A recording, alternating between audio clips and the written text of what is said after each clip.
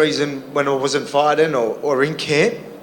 Sorry. He's literally breaking down right here. So I'm going to be honest with you guys. I'm telling you, I had not seen that. I hadn't seen that until I just put it on. That, man, he was struggling there, dude. Now, the question I'm going to pose to you in this video is whether or not there is a mental health crisis at City Kickboxing in New Zealand, because we got a few people that appear like maybe there is. And so we're going to go through a few things, look at those today, and that's what we're going to do. We're going to start with Israel Adesanya's immediate reaction to Alexander Volkanovski getting knocked out by Islam Makhachev yesterday.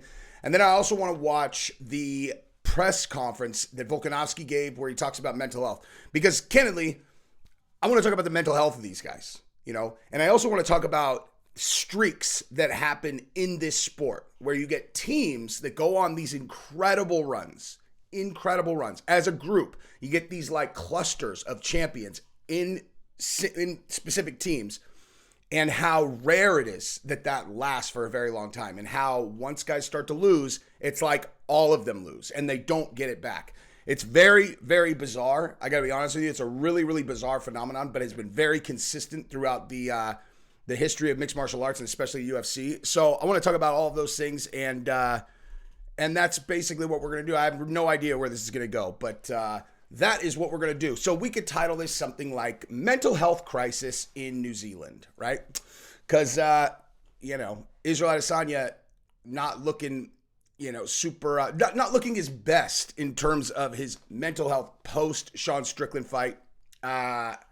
And now Alexander Volkanovski obviously being very open with the fact that he's been struggling also. So if you have not subscribed to the channel, go ahead and do that. I'm banking this one. I'm going to make this video right now and then put it up tomorrow while I'm traveling to Cancun. If you guys want to follow me in Cancun, check us out at the pool.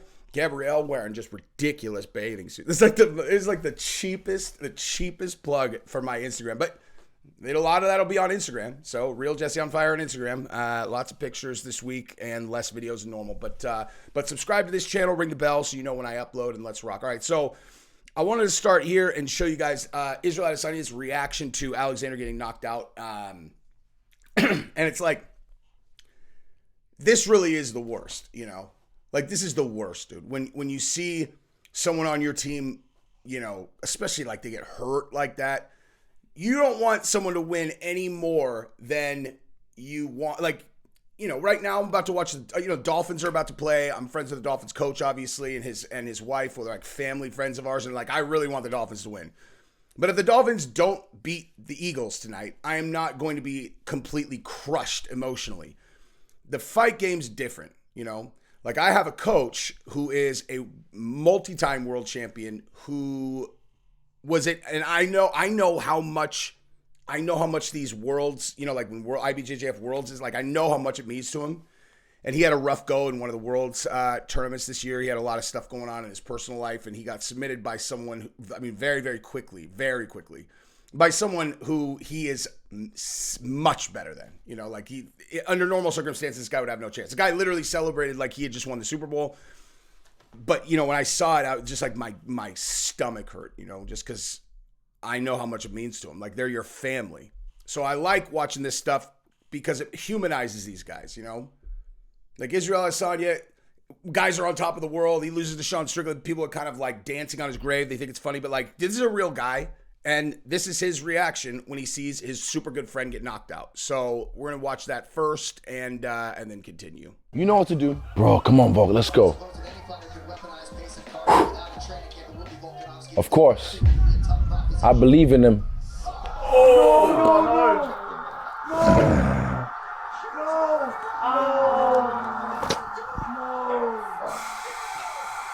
It's the worst, dude. Fuck. It's the worst. Fuck. It was a left kick from southpaw. Boy went over the head, just clipped him. I think caught him within the first fight, maybe. Yeah, he did in the first fight. Yeah. Great technique. Still the best, bro. I love this dude. Fuck. Just. Izzy's good people, dude. I don't care. Izzy is good people, man. Here's the thing about Izzy, though, right now. We know that there is a mental health thing going on with Alexander Volkanovski because he was very open with that. We also know that there is a mental health thing going on with Israel Adesanya. Now, he didn't directly say that, but what he did say is, I need a break from fighting. Okay, so is that an indication of a professional fighter that's in a good headspace? A guy who goes, listen, I need a long break. And you're like, all right, and is that something that he has needed before? It's like, no, he really likes to stay active. He likes to fight all the time. It's like, and now he's saying he needs a long break. Correct. Okay, so clearly that means he's not in a good headspace. Right? He's not in a good headspace. That's why he's taking a break. Why else would he want to take a break? He seems fine in the video, and he's fine. He's hanging out with his friends, but he's a professional fighter. Easy way to evaluate where his brain is at is like, is there been a drastic change in your desire to fight? Yes, I need a huge break. Okay. Now, would that be connected to the fact that he got broken in the octagon by Sean Strickland, someone who he thought had no business even being in there with him? Yes, of course. But that doesn't change anything. He's Volkanovski's teammate, right? And like I alluded to earlier in the video, these gyms win in clusters. You know, American Kickboxing Academy, Cain Velasquez, Daniel Cormier, Luke Rockhold. Now, subsequently, you know, you got Khabib, Islam, right? But like, I mean, yeah, and they're AKA, but they're like this, they're the Dagestan thing, right? It's kind of not exactly the same. But before you had the Militich camp back in the day when you had, you know, I don't know, like Robbie Lawler, you had Rich Franklin, all those guys, right? Or whatever. There was a bunch of guys at Militich. You also had the Jackson Wink era where you had tons of people who were champions and, you know, they were having all the sex. They were, what? What did you say? All the success. You said all the sex. I didn't mean to, all right? I don't know what they're doing over there. But, you know, you also had the Colorado guys when you had Gaethje, Usman, Rose, you know what I mean? The Trevor Whitman guys, like all of them were, and then all of a sudden they all lost them, right? It's a weird phenomenon that happens to gyms. And now you have you have City Kickboxing in New Zealand, and you had Izzy, and then boom, the next fight after what happened to him, Alexander gets knocked out. Now, of course, as Alexander's going to, you know, shed some light on in his post-fight press conference, he was unprepared for this fight. He directly says that. I mean, he just directly says it. He says he took the fight for reasons unrelated to how he would normally prepare and then take a fight, especially with Islam Makhachev. Anyway, so I'm going to watch. Let's watch him, and then I want to comment on this as well. Yeah, I'm not going to. You know, I don't want to sit there and obviously make excuses. You know what I mean? So, you know, obviously I'm a big believer in preparation and stuff like that. But you know, I back myself. So that's the decision I made. You know what I mean? You know, I probably made decisions. You know, I could have made better decisions but you know, again, like he's not somebody you should be taking a short notice with, but. I needed it. Again, obviously a lot of people will say it's for the money and all that, but it was much more than that. Like, you know what I mean? It is hard. Like, it really is hard for athletes. Sorry.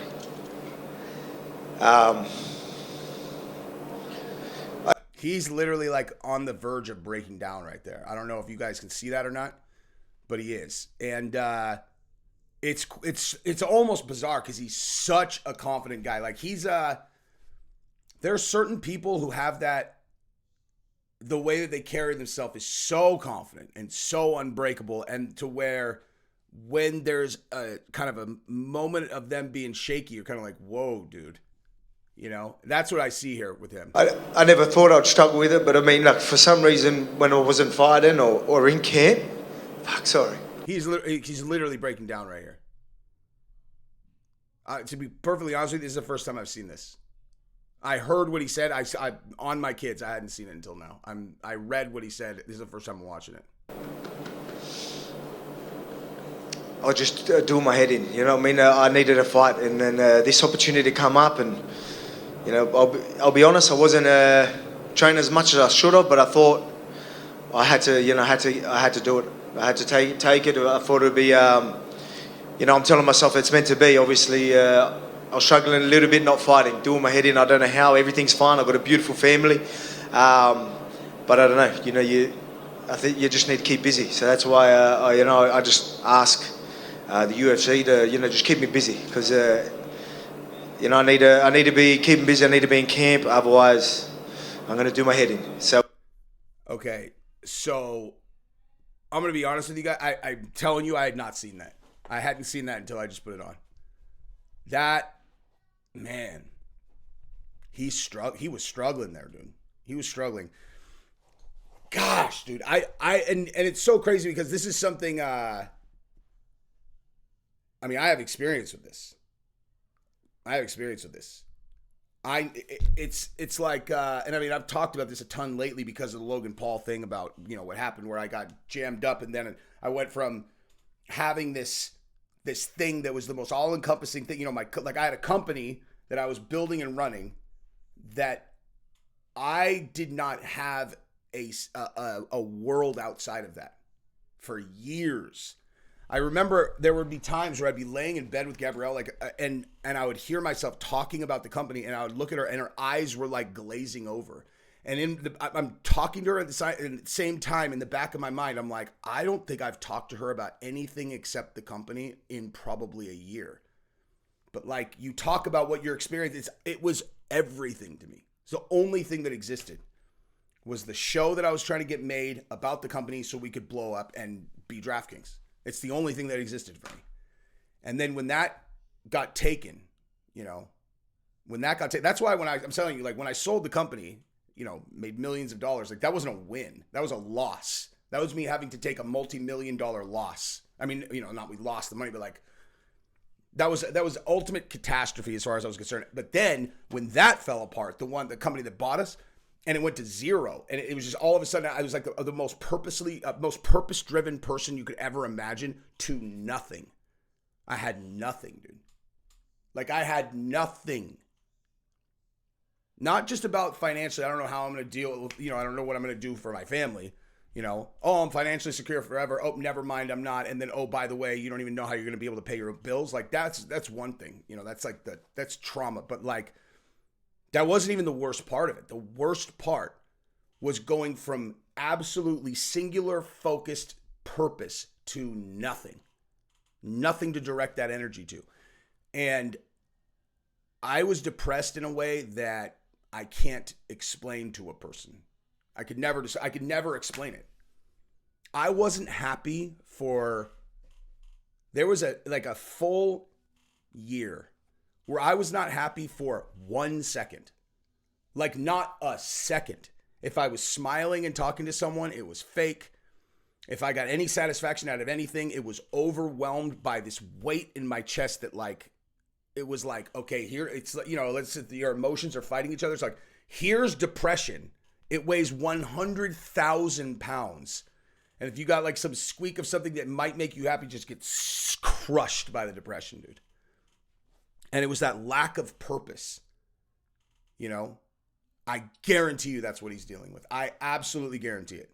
Is when he doesn't have a fight, but he's having this weird kind of like, it's this condensed thing.